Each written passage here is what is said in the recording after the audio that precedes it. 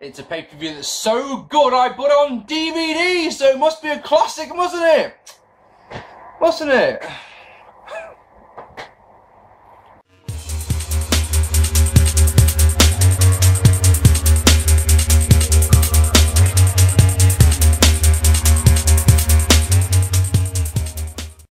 Ladies and gentlemen, welcome to another episode of your favourite series. It's my favourite series. This, folks, is 10 years ago, and tonight we're going to be looking at SummerSlam 2003, which I just had in my hand just a moment ago. There it is. Happy days. 16,113 people in attendance, 415 buys. It's from August to the 24th, 2003, which of course was my birthday. I also share a birthday with Vince McMahon. Happy days. Lillian Garcia sings the national anthem for some reason, I don't know why. The dark match is Rey Mysterio versus Shannon Moore, 2 minutes long, whole 2 minutes. And the theme song for this one is Saint Anger by Metallica, which is lovely. Should we get on with this one? So, in the opening contest, La Resistance defeating the Dudley Boyz in a meh kind of match. The Dudley Boyz had been, they got a serviceman out of the crowd on Raw, and the serviceman was really proud and he was waving around the American flag, and then of course, because this is wrestling, he gets the American flag and goes, yeah, why not? Bam!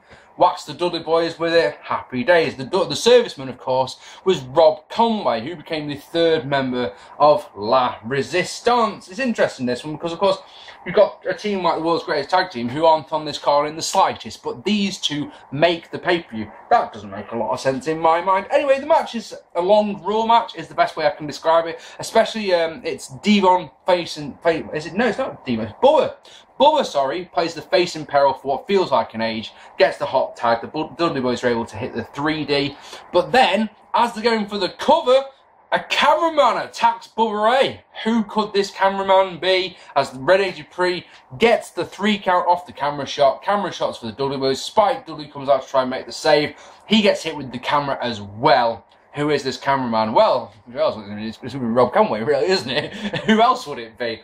And that's that. The crowd were really into this match. They absolutely loved it. So that's something, I suppose. But it's nothing bad, nothing special. I think it smacks of desperation when a team becomes ultra patriotic. You know, the Dudley Boyz at this time were just, we love America, you guys are French, therefore that's our issue. It just smacks of desperation. After the bell, Coach talks to the Dudley Boyz, but instead of just saying out you were robbed or anything, he actually admires the tactics of La Resistance. That's a strange thing. Sure, nothing will come from that at all, will it?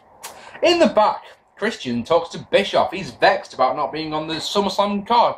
Bischoff naturally says it's Austin's fault. Christian says he wants to back up Bischoff tonight in his match with Shane McMahon, but Bischoff says he's got his own plan. I wonder what will happen there.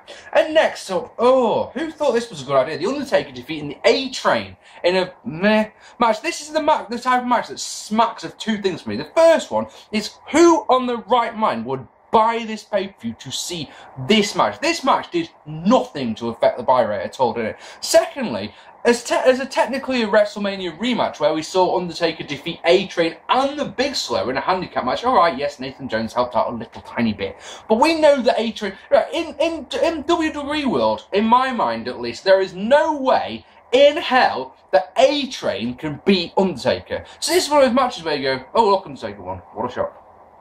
You know? The other thing that bothers me about this isn't actually an alright match. The 1-star rating reflects the fact that the announcers big up the fact that A-Train had cost Undertaker 2 matches to build up to this, both times injuring Undertaker's ribs. So Undertaker has got injured ribs. A-Train, to his credit, works on the ribs, and the announcers put over the injured ribs something fierce. So guess what Undertaker does? Go on, have a guess. Yeah, completely no sell them. Completely not interested in selling for you. I'm not selling for you. I'm not selling for anyone in the back. Yeah, I'll get injured ribs. I could sell them a little bit. Not going to. Do you know when he sells them? After he's won. After he's won the match, when he's done. That's when he does it. Like, oh, there's some good near falls in this one. There's a great derailer, and Taker kicks a chair into A-Train's face. That's great. Chokeslam gets the win. Not the tombstone. Not last ride. Chokeslam. Unlucky, A-Train. You are a jobber. After the bell, Sable, who had been out with A-Train, hits on Undertaker. Undertaker obviously has none of it. I don't find you attractive in the slightest, you odd slut. And then Steph McMahon comes out and they roll around, which is nice. I just think the lack of selling in this one really hurt. This could have been a 2-star match quite comfortably, but I don't agree with that at all. It's because it's not just the lack of selling, it's the fact that the announcers went out of their way to put over the fact they had injured ribs. So this is a heroic comeback. If he doesn't bother selling the ribs, it's pointless. It's utterly pointless. At ringside, Coach talks to some fans, which is nice. Why not? Shane McMahon defeating Eric Bischoff in a meh match. God, the build for this one takes half of my notes for this are the build as to why this match that I don't give a shit about is happening, right? So, this is how it goes. I'm going to read it to you verbatim. A while back on Raw, we had a title versus mask match. It was Triple H defending the championship against Kane. If Kane lost, he has to take his mask off. Happy days, Kane lost the match. As we all know, he unmasked. I'd rather talk about this during Kane's match, to be honest, but this is important for the storyline. He proved that he wasn't burnt at all, it was all psychological and in his head. He's not actually burnt, but he became a big monster just like he always does when he got stale, just like he's probably going to do very shortly, because that's what he does. He set people on fire like Jim Ross because he's a big badass. And there's only one man who can stop him, to be honest, and that's Shane McMahon, obviously, because the entire roster can't stop him. He was put under house arrest, which we'll talk about shortly in a bit. Shane can beat Kane like no one else. Bischoff is vexed with Shane because he believes that he got handed WCW on a silver platter. Now, that isn't true. Shane McMahon bought in the storyline WCW. He wasn't just handed it, but go on, we'll roll with it, whatever. So they have a match on Raw that Eric wins after Kane tombstones Shane on the ring steps. A week later, JR threatens to sue Eric because he's been set on fire. Stone Cold comes out with a contract for a match. Eric signs it without looking at it. The match isn't with Shane, as Eric expects, it's with Kane. Problem is, Kane, well, he goes to chokeslam Eric and then changes his mind and walks out. So Eric Bischoff wins the match via count-out. If he'd read the contract, we're told, or by Austin, you'll have seen that the winner of the match gets Shane McMahon at SummerSlam. Happy fucking days. And so that's how we got to there. It should be you know, it should be Kane versus Shane again, but that's for Unforgiven next month. So we're going to do something else. So we're going to do Shane versus Eric Bischoff to show the fans that Shane is an ass-kicking basically that's what I think we've got. Kane kicks all kinds of ass, so we know that he's a monster, and so that we know that Shane can kick his ass at Unforgiven, he's got to get a win here. Just to add a little tiny bit more intrigue, on the Raw before this, Eric Bischoff broke into McMahon Towers, or whatever it's called, their family home, and kissed Linda McMahon, which is nice. I'm going to have to give you this one verbatim, I'm afraid, because there's so much actually happens in this match that it's the sort of raises a tiny little smile on my face. So it goes like this. The match is a brawl on the outside which plays to silence until Coach attacks Shane. Why, Coach? Why? Sort of thing, you know? The ref tries to end the match, but Eric makes it a no disqualification. Falls Count Anywhere match. And they beat on Shane while Eric cuts JR's mic off. And this is an entertaining little bit. Coach does live commentary in the ring. And it's actually, his piss taking of JR is actually quite entertaining, I've got to say. Shane's able to hit a DDT. This brings Austin out. Coach reminds him that Austin can't touch him unless he's provoked, which naturally means that Shane shoves him into Austin and he gets beat, obviously. Stunner for Bischoff, gets a big pop, only a 2 as Shane pulls him up because he's got more planned. Puts Eric Bischoff on the Spanish announce table and the massive Shane elbow drop of death off the top rope. Elbow drop of doom! No, it doesn't work like that. Vince destroying elbow drop? No, because he missed at WrestleMania. No, doesn't work. Sorry, no, it's just of death. That gets the win. 1, 2, 3. So it's like it's a 1.5 star match. It's mildly entertaining. Yeah, I'm going to give it 1 star because I'm not that entertained by it, and it's one of those I don't care about this match. On pay-per-view, really, on the second biggest show of the year, potentially. Some people would say Royal Rumble before you say, but you're gone. I don't want this match. I don't give a shit at all. I don't care about Shane. And I'm not going to give a fuck about the match on Unforgiven, I'm afraid. Yeah, McMahon overkill is what I'll say. Is what I've got written on my notes. And, you know, I mean, that's just how it is. In the back, Triple H and Ric Flair make it crystal clear to Randy Orton that in tonight's Elimination Chamber match, it's all about Triple H. It's not about you, it's about this. It's about him, it's about it. And then, in a really good match, Eddie Guerrero defeating Tajiri, Rhyno and Chris Benoit in a good fatal 4-way match to retain the United States Championship. So Eddie had defeated Benoit at Vengeance to win the United States Championship in the vacant tournament. Rhyno had cost Benoit the match after turning on him. Of course, don't forget that Eddie Guerrero had turned on Tajiri when they dropped the tag team titles a month ago, and he'd slammed Tajiri into the windshield of his car. I'm sure you remember him mentioning last time out. Oh yes. So we've got two feuds in one. Why not put them in a 4-way match? Happy days. I would much rather see the two individual matches and not have to put up with Eric Bischoff versus Shane McMahon, but that's just me. Anyway, oh dear me. Some great moves in this one. There's a lovely gut-wrench backbreaker by Tajiri. There's a super fisherman suplex off the top by Rhyno that is naturally just called a superplex by Michael Cole, because why wouldn't you notice that he'd hooked the leg before he did it? Always awesome to see a lasso from El Paso, from Eddie Guerrero. It's one of my absolute favourite submission moves. Even better when he's got that on Tajiri and Rhyno is locked in the crossface by Benoit. Like that one a lot. Eddie blocks the gore with the title belt. That's a good thing. But as he goes up top, Tajiri knocks him off. Benoit charges at Tajiri, who ends up in the Tree of Woe. Benoit then hits a diving headbutt over the top of Tajiri. That's nice. On to Rise for 2, Tajiri and Benoit. Tajiri goes, he gets up in the powerbomb position by Benoit. It looks like a running powerbomb, but they go to tumble to the outside, and Rhino's still dead on the floor because I'm hit with a headbutt. So Eddie goes, meh, why not? Hits the frog splash, gets the win. The pop for Eddie, in fact, everything that Eddie does here gets such a reaction. You're sat there, pull the trigger on this guy right now. We know, with the benefit of hindsight, this is in August 2003, and they pulled the trigger on him in February of 2004. I've talked to Sarcastic Venom about this one in the past. In my opinion, this was the wrong time. They should have done this now. The next pay-per-view, No Mercy, which is the next SmackDown pay-per-view, they should be having Eddie versus Brock Lesnar or Kurt Angle, whoever's champion at the time. I know it's Brock, I know, but in the storyline from here, come on, give me some credit. Yeah, Eddie should be winning the belt there because he is so over.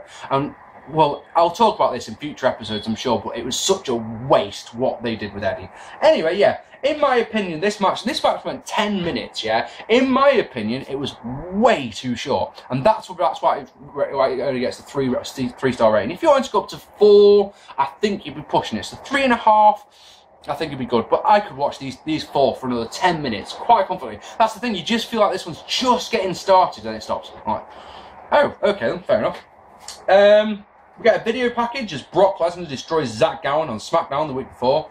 Zach was supposed to face Matt Hardy tonight on Heat, but he forfeited the match, obviously. Matt Hardy cut a promo, yada yada yada. And then, in my opinion, is a forgotten classic, and I've got to admit, it's the reason why I bought this DVD. Not for the Elimination Chamber, oh no. This match is Kurt Angle defeating Brock Lesnar in a superb match to retain the WWE Championship. I put on Facebook and Twitter yesterday, this in my opinion is a forgotten classic. Everyone remembers the WrestleMania match, yeah, because of the botched shooting star press, if nothing else. If you talk about that match, I'm sure the first thing that comes into your head is the botched shooting star press, yeah. This match is fantastic. It really, really is good. Brock, I've put Brick and Kurt have been best mates since Vengeance. Have been ever so slightly gay best mates. You know, some of their interactions backstage were a bit suspect in my opinion. Brock had turned heel in a cage match with Vince McMahon. It was a setup all along. Angle was the guest referee. Brock had done a fake concussion angle backstage. Yeah, like I say, it was a setup. Basically, the whole point was to goad Angle into attacking Vince. As soon as he does that, Lesnar, F5, bam, happy days. Now we hate each other. Brock is built up as a big, badass killer. Like I say, he absolutely demolished Zach Gowen. Absolutely demolished him on SmackDown before the show. Bloody mess. Absolutely fantastic. This match is such good storytelling.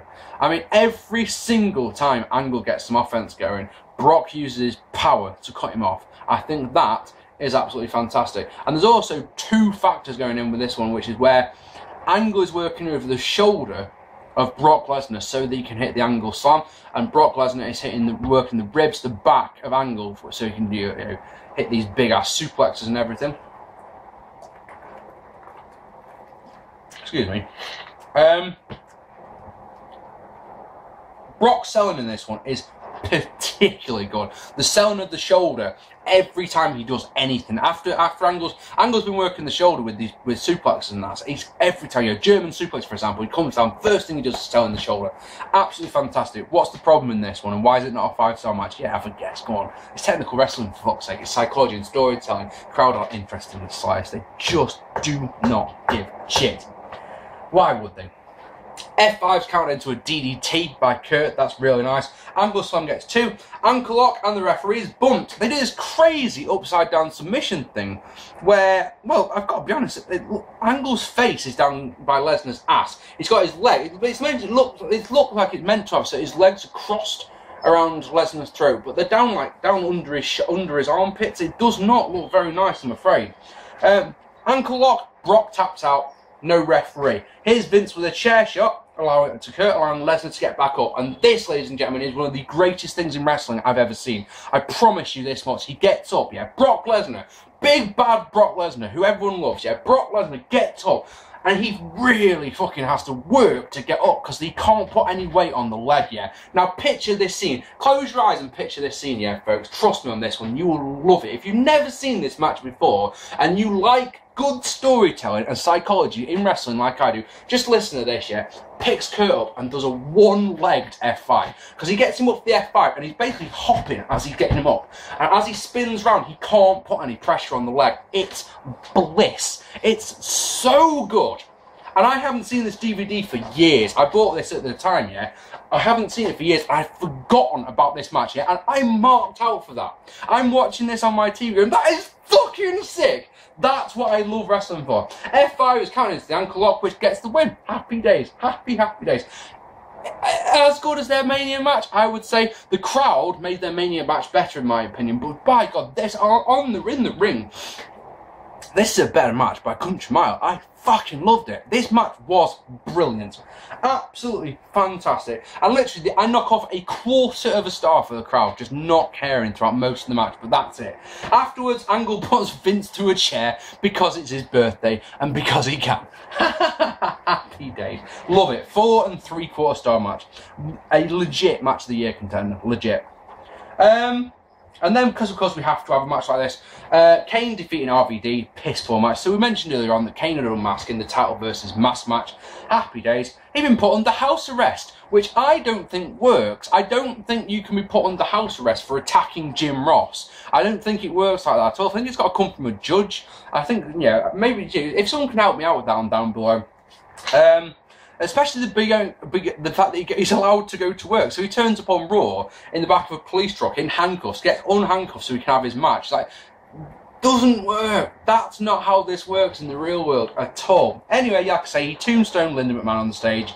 That brought back Shane McMahon, who cared so much he faced Eric Bischoff tonight. So it's one of those, that doesn't make sense. Basically, former tag team partners who hate each other. Happy days. That's all we want. Anyway, the match is as sloppy as shit, and there's a botch in this one that you've probably seen. It was.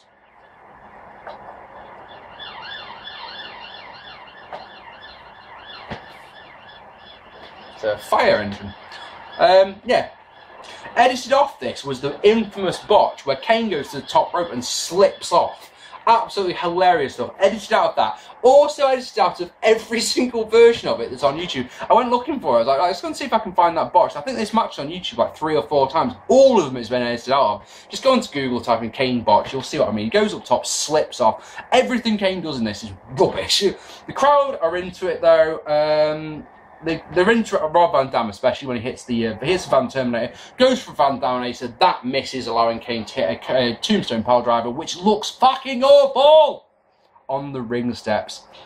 And that gets the win. RVD can't do it against Kane, but I'm pretty certain that Shane will get the win. Don't you? And yeah, that's a half-star match for you right there. Happy days. Where are we next? And in the back, Terry tries to talk to Bischoff. He's having none of it. So Linda walks in and she slaps him, which is nice. Lovely. And in our main event, oh man, this match bothers me something fierce. I hope, right, I really hope this match bothers you guys as much as it bothers me. is what I'm going to say, because it's a 3-star match, yeah, but it should have been so much better. As Triple H defeats Goldberg, Shawn Michaels, Randy Orton, Chris Jericho, and Kevin Nash in a good but majorly flawed Elimination Chamber match. Triple H has been champion forever at this point, hasn't he? He won the belt back at Armageddon in December, so he's been champion for 9 months. Every show you're going into going, God, I want Triple H to drop the title. But on this night, we, the fans, know that Goldberg is winning this match, winning the championship. Can I just say it as if, when I said we, then I remembered all the cameramen at ringside in this show, yeah, are wearing a T-shirt that says "We the People" on it, with the W as we, with the WWE logo. Just thought I'd throw that one out there. Basically, this was meant to be Triple H versus Goldberg one-on-one, but Triple H suffered a leg injury. I can't remember what it's called. It begins with H, but it's basically a blood clot in your muscle. And basically, it was changed to an Elimination Chamber match, and then Triple H politicked his way backstage, saying, look, why don't we have me retain, and then when I'm fully fit and healthy, next month at Unforgiven, I'll drop the championship. And it's just one of those, straight away, they should have said, no. Goldberg's been chasing you now since June, yeah? As soon as Bad Blood was finished, Goldberg's been in the chase, you should drop the championship. There and then, go and rest up and heal for a month, and then come back and have a rematch with him. But no, that's just not how it's going to be. The other thing is, with this one, if he's so injured, and this is probably going to sound a bit familiar, if you're a fan of this series, then you'll know what's coming here. If you're injured, get yourself eliminated first. It adds the intrigue of the match, it adds to the story of the match, because as soon as Triple H is eliminated, if he's eliminated first, one of those 5 guys will be the new champion. It guarantees it, which makes you more emotionally invested in the match, in my opinion. That sounds like the last Elimination Chamber match, does it not? Exactly the same. Orton's an interesting choice, this one. He's been in the company a year, and he's been part of Evolution for a while, but, this hasn't got really experience to be in a main event of this calibre. It shows for how long he's actually in the match.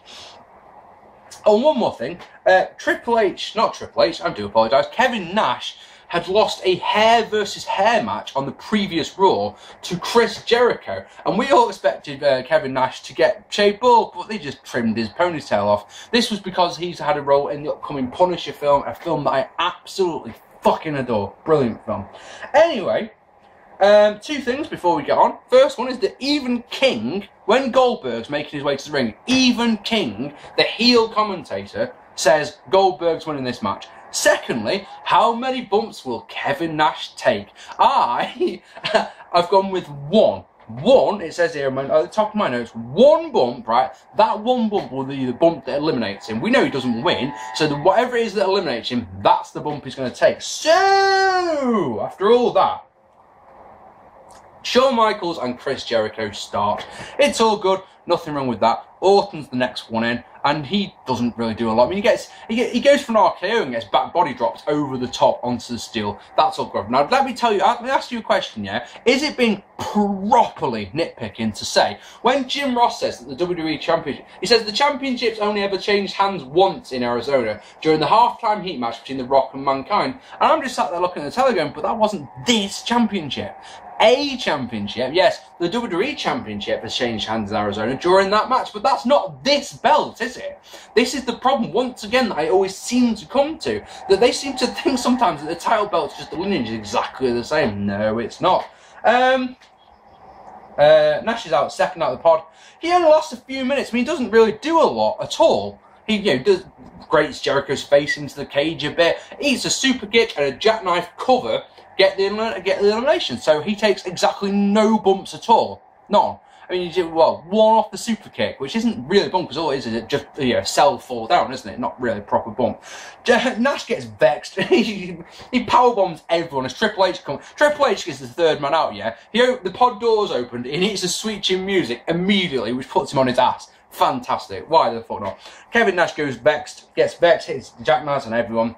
And then Goldberg is the last man out. And the crowd go absolutely fucking bananas. He picks up Orton, military press into a power slam. All good stuff. He hits the spear, he eliminates him. He hits the spear on Jericho through the bulletproof glass. Place goes mental. Hits the spear and the jackhammer on Shawn Michaels. Place goes mental. Hits the spear and the jackhammer on Jericho. The place is going apoplectic, and it's literally the way that Goldberg turns around, looks at Triple H. You're next. Place is going mental. I'm going mental watching it, and I've seen this, and I know what happens. Because that's the thing, this one drags you in, because the booking in this match is fucking perfect. It is booked so well for Goldberg. So well. So what happens? What happens? Triple H locks himself in his pod, doesn't he? Goldberg, who's got a thing about putting his fist through fucking glass, hasn't he? Goes, bam. Oh, really? Come on. Another one.